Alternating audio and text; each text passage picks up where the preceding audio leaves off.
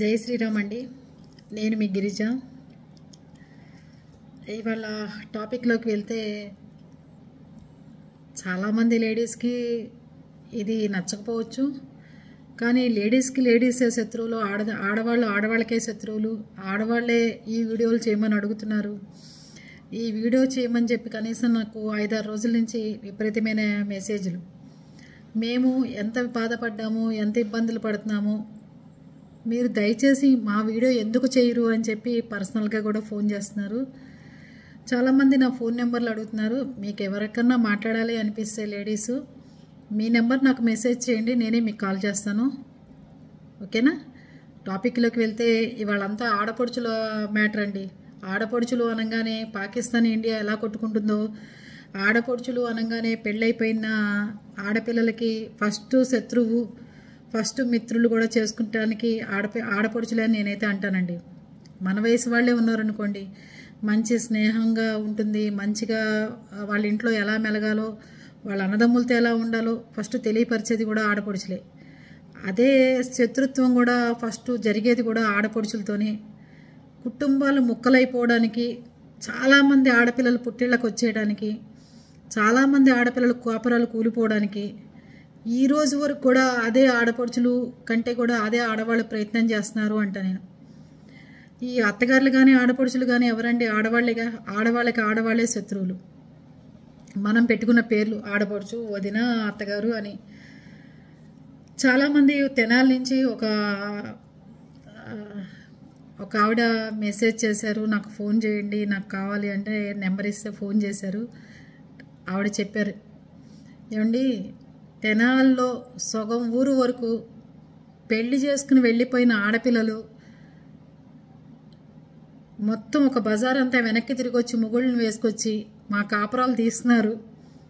పుట్టిళ్లలో పడి మమ్మల్ని బానిసత్వంగా వాడుకోవడం కాకుండా మా మొగుళ్ళకి మాకు కూడా ఎలాంటి రిలేషన్ కూడా లేకుండా అస్తమానం గొడవలు పెట్టి పుట్టిళ్లలో పడి ఉంటున్నారండి. ఒక తెనాల్లో సగం బజార్ అంతా అదేనండి అన్నారు. ఏంటండి ఆ ఊరు గురించే మీరు అలా చెప్తున్నారు అంటే, మా పేటలో ఉన్న సగం ఊరు ఒక ఏరియా మొత్తం పుట్టింటికి వెళ్ళిపోయిన ఆడపిల్లలు మళ్ళీ వెనక్కి వచ్చి మొగుళ్ళని తీసుకొచ్చి మమ్మల్ని నానా రకాల హింసలు పెడుతున్నారని ఒక అభిమాని ఫోన్ చేసి పర్సనల్గా మెసేజ్ చేస్తే ఈ విషయం అంతా చెప్పుకొచ్చారు.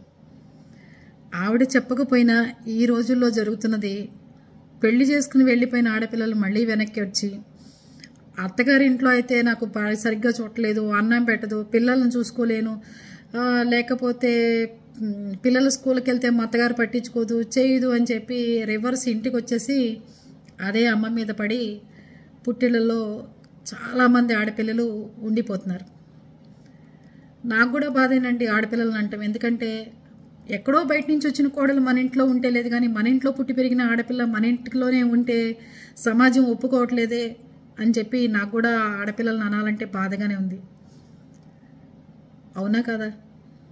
సరే, టాపిక్లోకి వెళ్తే ఎందుకో తెలియదండి, ఆడపిల్లలు మన అన్నయ్య కానీ మన తమ్ముడు కానీ నొచ్చుకుంటారు. అమ్మ కొంచెం సేపు వచ్చిన కోడల వైపు చూసినా, అరే బాగానే పనిచేస్తుంది, మంచిగా ఉంటుంది, నేను చెప్పిన మాట వింటుంది, నన్ను బాగా చూసుకుంటుందని కనుక తల్లి అప్పటిదాకా తన మీద ఒక్కదాని మీదే ప్రేమ చూపించడం చూసిన ఆడపిల్ల ఒక్కసారిగా కోడల వైపు తిరిగి కోడలికి ఏదైనా వస్తువు కొన్నా, కోడలికి ఒక చీర కొన్నా, కోడలికి ఏదైనా స్పెషల్గా చేసి పెట్టినా తినడానికి ఈ కూతుర్లు భరించలేరండి. 100% అట్లాంటి వాళ్ళే మన ఈ జనరేషన్లో తయారయ్యారు. సరే, ఇంకోటి చెప్తా నేను ఆడపిల్లల గురించి. పెళ్ళైపోయిన తర్వాత మన ఇంటికి ఎన్నో ఆశలతో వచ్చిన కోడల్ని ఈ ఆడపడుచులు అంగీకరించలేరు. కానీ ఆడపడుచు లాంఛనాలు కావాలంటారు, ఆడపడుచు పెత్తనం కావాలంటారు, ఆడపడుచుకి పానకం బిందెల్లో వెండి బిందెలు కావాలని అడుగుతారు. ఇన్ని తీసుకోవడం తెలిసినప్పుడు ఆడపడుచులకి ఇంటికి వచ్చిన ఆడపిల్లని కంటినీళ్ళు పెట్టకుండా ప్రేమగా చూసుకుందాము అని చెప్పి ఎక్కడా లేదండి. సరే, అసలు ఈ ఆడపడుచులని ఇళ్ళకు కూడా రానివని వదిలినున్న రోజులు చాలానే ఉన్నాయి. అసలు అవి చెప్పడానికే లేదు. ఆడపిల్లలను గుమ్మాలు కూడా తొక్కనివ్వరు. పెళ్ళిళ్ళు అయిపోయిన తర్వాత వాళ్ళ ఇల్లు ఎక్కడో అసలు మనకి పుట్టిళ్ళు ఎక్కడో తెలియనట్టుగా ప్రవర్తించే ఆడపిల్లలు కూడా ఉన్న రోజులు ఉన్నాయి. చాలామంది నా ఫ్రెండ్స్ ఉన్నారు. ఆడపడుచు పెత్తనం అంటే తెలియదు ఆవిడికి. కనీసం వాళ్ళ మదరు ఫాదర్ చనిపోయిన తర్వాత ఆవిడని తీసుకెళ్ళి కనీసం బొట్టు పెట్టి ఒక జాకెట్ ముక్క పెట్టిన వాళ్ళు కూడా లేరు. అలాంటి ఆడపడుచులు ఉన్నారు, ఇలాంటి ఆడపడుచులు ఉన్నారు. ఎక్కడైనా మంచివాళ్ళు ఉంటారు, చెడ్డవాళ్ళు ఉంటారు. అర్థమైందండి? ఈరోజు టాపిక్లోకి వెళ్తే చాలామంది ఈ మధ్యన పుట్టిళ్ళకు వచ్చేసి వదిన మీద అన్నయ్య మీద పెత్తనాలు చేయటం, ఆస్తుల్లో వాటాలు, ఆస్తుల్లో గొడవలు, తగాదాలు, పోలీస్ స్టేషన్కి వెళ్ళటాలు, కోర్టుకి వెళ్ళిపోవడాలు, రచ్చ చేసుకుని నానా గొడవ పడుతున్నారు. సరే, నేను పెద్దవాళ్ళకి ఒకటి చెప్తానండి. మీరు బతికుండగానే మీ పిల్లలకి ఏమి ఇవ్వాలో మీరు ఇచ్చేసుకోండి. మీరు చనిపోయిన తర్వాత వాళ్ళ చేత వీళ్ళు సంతకాలు పెట్టించుకోవాలంటే పైనుంచి తాతలు దిగొస్తున్నారు ఆడపిల్లల చేత. ఎందుకు అంటే మామూలు అప్పుడైతే అక్క చెల్లెళ్ళు ఎప్పుడు అన్నదమ్ములు బాగా కోరతారు. ఎందుకని ఆడపిల్లలు అడ్డం తిరుగుతున్నారు అంటే ఇద్దరి మధ్యన మంచి అండర్స్టాండింగ్ లేకపోవడం. నాన్న అమ్మ లేరు, వీళ్ళేంటి మనకి పెత్తనం చేసేది, నేనేమన్నా లేని స్థితిలో ఉన్నాను, అన్నయ్య బాగానే ఉన్నాడు, వదిన బాగానే ఉంది, బయట నుంచి వచ్చిన అదెందుకు అనుభవించాలి, నేనెందుకు అనుభవించకూడదు మా అమ్మ నాన్న ఆస్తిని ఆడపిల్లల్లో తయారవుతుంది. అందుకే దీనికి మీ పిల్లలిద్దరూ మీరు చచ్చిపోయిన తర్వాత కూడా కొట్టుకోకుండా ఉండాలి అంటే ఆడపిల్లకి ఇవ్వాల్సింది ఆడపిల్లకి, మగపిల్లలకి ఇవ్వాల్సింది మగపిల్లలకి మీరు ఒక పేపర్ మీద రాసి ఎప్పుడైతే పోతారో అప్పుడు వీళ్ళిద్దరు కొట్టుకోకుండా ఎప్పుడు చిరకాలం మంచి బాండింగ్తో అన్నా చెల్లెళ్ళు అక్క తమ్ముళ్ళు ఉంటారు. కానీ పెద్దవాళ్ళే ఆస్తులు తగాదాలు జుట్లు ముడిలు పెట్టిపోతే వీళ్ళు ఎన్ని సంవత్సరాలైనా మేనమామ ఉండడు పెళ్ళిళ్ళకి. ఎంతోమంది పెళ్ళిళ్ళు చూసాం, మేనమామ కనపడ్డు, వీళ్ళు పిలవరు, మేనమామతో సంబంధం ఉండదు, ఎవరో అన్నదమ్ముల పిల్లల్ని పిలిపించుకుని ఆ కార్యక్రమం కానిస్తున్నారు. ఏదైనా పాలు పొంగిచ్చాలంటే ఇంట్లో ఆడపడుచు ఉండదు, ఎవరో బయట వాళ్ళనో లేకపోతే ఆవిడే పొంగిచ్చేసుకుంటున్నారు. కొన్ని సాంప్రదాయాలు పెట్టిన తర్వాత అందరు అడుగుతారు, ఫంక్షన్ చేసుకుంటే ఎక్కడో లోటు ఉంటుంది, ఆడపిల్ల మీ ఇంటికి రాలేదా అని. తల్లి కూడా బాధపడుతుంటుంది, నా కూతుర్ని పిలవలేదే, నా కూతుర్ని ఇచ్చేయలేదని. మరి ఈ టేప్ అమ్మాయి కూడా బాధపడుతుందిగా, తన భర్త పొజిషన్లో తన పొజిషను వేరే వాళ్ళకి ఇచ్చారు, అన్న వదిన ప్లేసు మాకు మేము లేమని చెప్పి చాలామంది కనిపిస్తుంది కదండి. కానీ ఈ రోజుల్లో ఆడపిల్లలకి మొండితనం, పట్టుదల ఇవన్నీ కనిపిస్తున్నాయి. ఇంకోటి చెప్తాను, అన్నదమ్ములందరూ ఎంత ఉన్నవాళ్ళవని లేని వాళ్ళవని ఆడపిల్లలకి ఎక్కడో అక్కడ ఒక చోట సానుభూతి, ప్రేమ, ఆప్యాయత కనిపిస్తాయి. మళ్ళీ వదిన దగ్గరికి వచ్చేసరికి ఆడపడుచు అనే అహంకారం కూడా ఈ ఆడపిల్లల్లో కనిపిస్తుందండి బాగా. నేను చాలామందిని చూశాను. ఎలాగైనా సరే ఈ ట్రిప్పు రావటం, చాలామంది సెలవులకు వస్తారండి, ఈ బాగా ఎంజాయ్ చేస్తారు, వెళ్తూ ఏదో ఒకటి మూడు పిల్లలు తగాదాలు పెట్టేస్తారు, వెళ్ళిపోతారు. మళ్ళీ వాళ్ళు తిరిగి వచ్చేదాకా ఈ మూడు పిల్లలు కొట్టుకు వస్తూనే ఉండాలి. మళ్ళీ తిరిగి వచ్చేసరికి మేడం గారు వాళ్ళ హస్బెండ్ వచ్చేసరికి వాతావరణం బాగుండాలి, ఇక్కడ ఎవరికి నవ్వు రాకపోయినా నవ్వాలి, ఎవరికి ప్రేమలు లేకపోయినా కురిపించేసేయాలి, ఆడపడుచు వచ్చేసరికి రెడ్ కార్పెట్ వేసేయాలి. ఇదే కదా ఎవరండి ఆడపడుచు అంటే? మీతో పాటు మీ ఇంటికి వచ్చిన ఆడపిల్లని ప్రేమగా కానీ లేకపోతే ఆప్యాయత కానీ చూపించకపోతే రేపొద్దున మీ అమ్మ మీ నాన్న లేని రోజున ఇదే అన్న వదిన మీకు దిక్కు అవుతారు. ఇదే తమ్ముడు మరదలు నీకు నీ వాళ్ళ గుమ్మంలోకి పోతే ఒక జాకెట్ ముక్కలు పెట్టాలన్నా కూడా వాళ్ళే దిక్కు అవుతారు. పుట్టింటి ఆశ లేని కుటుంబం ఉంటే అది చాలా బాధాకరం అండి. మా అమ్మగారు ఎప్పుడు చెప్తూ ఉండేవారు, ఎవరైనా ఆడపిల్లలు ఉన్నప్పుడు మా అమ్మగారు వాళ్ళ 6 ఆడపిల్లలే ఎప్పుడు చెప్తారు. మా అమ్మగారు వాళ్ళ బాబాయ్ కొడుకు శ్రీనివాస్ గారండి, ఆయన మా మావయ్య, ఆయన 6 ఆడపిల్లలకి ఆడపిల్లలకు సంబంధించిన మేనమామగా నిలబడి అన్నీ చేసేవాడు. ఆయన ప్లేస్లో మళ్ళీ ఆయన కొడుకు కోడలు వచ్చి చేస్తున్నారు. కూతురు అల్లుడు ఇలా వాళ్ళ కుటుంబంలో వాళ్ళే కంటిన్యూ చేస్తున్నారు. అప్పుడు మా అమ్మగారు అంటూ ఉండేవాళ్ళు, ఎప్పుడైనా సరే పుట్టిళ్ళు లేకపోతే అన్నదమ్ములు లేకపోతే ఏదైనా కష్టం వచ్చింది అంటే ఎక్కడికి వెళ్తాం చెప్పు, మేమందరం ఆడపిల్లలం అయిపోయాము, అన్నయ్య అని చెప్పుకోవడానికి కానీ ఎవరు లేరు బంధువులు అని చెప్పి బాధపడుతూ ఉండేవారు ఆవిడ. అలాగే మన తోబుట్టువులు మన అన్నతో కంటే కూడా వదినతో ఎక్కువ బాండింగ్ ఉండాలండి. మా ఆడపడుచు మా ఇంటికి వచ్చిందంటే మా వారు పొద్దున కనబడితే మళ్ళీ రేపు పొద్దున కనబడతారు మా ఆడపడుచుకి. ఈ లోపల మేము బజార్లు వెళ్తాం, షాపింగ్లకు వెళ్తాం, బయటికి వెళ్తాం, వస్తూ ఉంటాం. ఏ రోజు ఆ అమ్మాయి ఆడపడుచుని ప్రవర్తించలేదు, నేను అలా లేను. మళ్ళీ మా ఇంట్లో మా మరదళ్ళ దగ్గరికి వచ్చేసరికి మొత్తం పెత్తనం అంతా నేనే తీసేసుకుంటాను, వాళ్ళకి ఏం కావాలో, ఏం తింటారో, ఏం చేస్తారో, వాళ్ళు లేచేసరికి వాళ్ళ ఆఫీసుల నుంచి వచ్చేసరికి మొత్తం వాళ్ళకి ఏం కావాలో అరేంజ్ చేసి పెడతాను. ఇంకా గొడవలు ఎందుకు అవుతాయండి?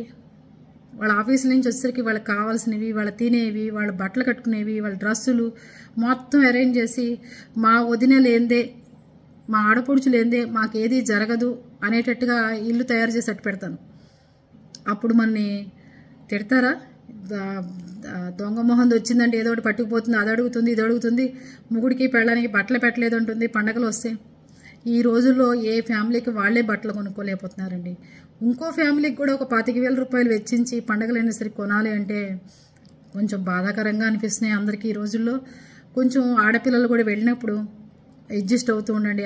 ఏం పెట్టాడులే, ఏం చేశాడులే, ఏంటి అని చెప్పి చిన్న చిన్న వాటికి బయటపడిపోయి నోర్లు పారేసుకుని ఆ చివుక్కుమనే మాట ఉంటుంది చూసారా, ఒక్కసారి కనుక మనసులో భేదాభిప్రాయాలు వస్తే ఎప్పటికీ పోవండి.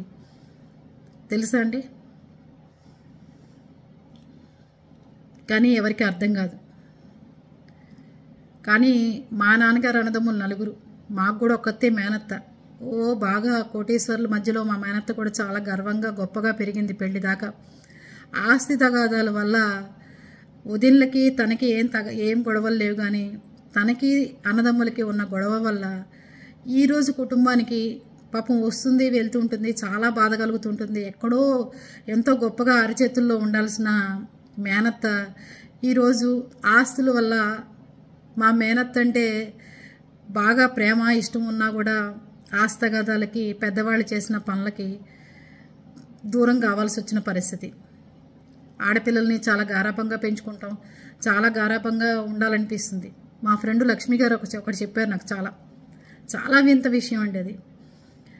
గిరిజి గారు, మా అమ్మ నాన్న చనిపోతే ఆస్తి పంచుకోవాలని నాకేం అనిపించలేదు, కానీ ఒకటి మాత్రం బాధ అనిపించింది, నాయన ఉండగా నాకు కూడా పంచితే బాగుండేది అనిపించింది.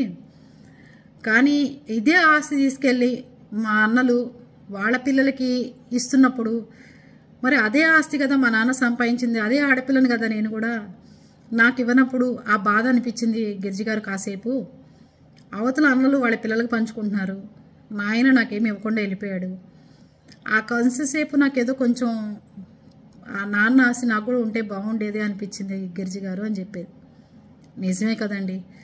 ఆడపిల్లకి తల్లిదండ్రులు కానీ అన్నదమ్ములు కానీ పుట్టింటి నుంచి తనకి ఏ లోటు లేకుండా రేపు భర్తతో ఎలాంటి ప్రాబ్లం వచ్చినా వెనకాల నాకు ఇది ఉంది అని భరోసా కల్పించుకోవడానికే ఆస్తులు, కానీ ఎదుటి వాళ్ళని గొప్పలు చెప్పుకోవడానికో లేకపోతే ఇంకోటి చెప్పుకోవడానికో కాదు.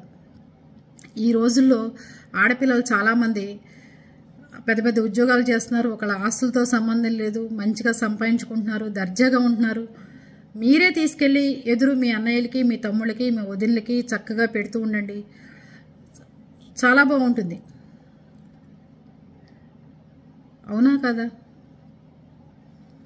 మా చెల్లెలు వాళ్ళ ఆడపడుచు పాప అయితే అది సెలవులకి బయలుదేరుతూ వాళ్ళ తమ్ముడికి తీసుకొస్తుంది.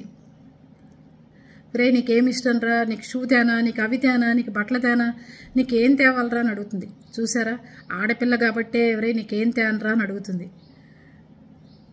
మగపిల్లలు అయితే ఏం చేస్తాం, రారా సెలవులకి వెళ్దామంటే పద అంటారు, కానీ ఇంకోళ్ళకి ఏం కొనాలనేది తెలీదు.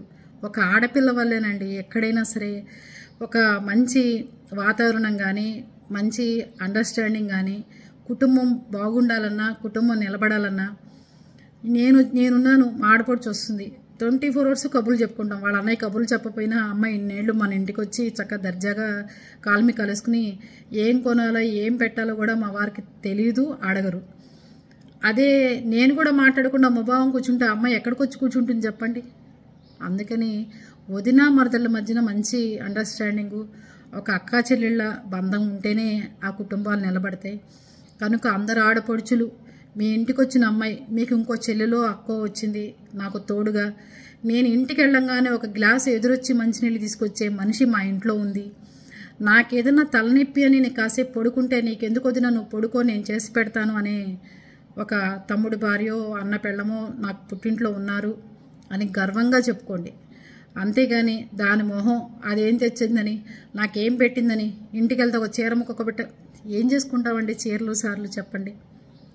అదే గనక మన కోసం ఎదురు చూస్తూ మన కోసం వంటలు చేస్తూ మనం వెళ్ళంగానే గ్లాస్తో మంచినీళ్ళు తెచ్చిచ్చే మరదళ్ళు కానీ అన్న భార్యలు కానీ ఉంటే అది అసలు ఎప్పటికీ మనం మర్చిపోలేని సంఘటన, తెలుసా అండి.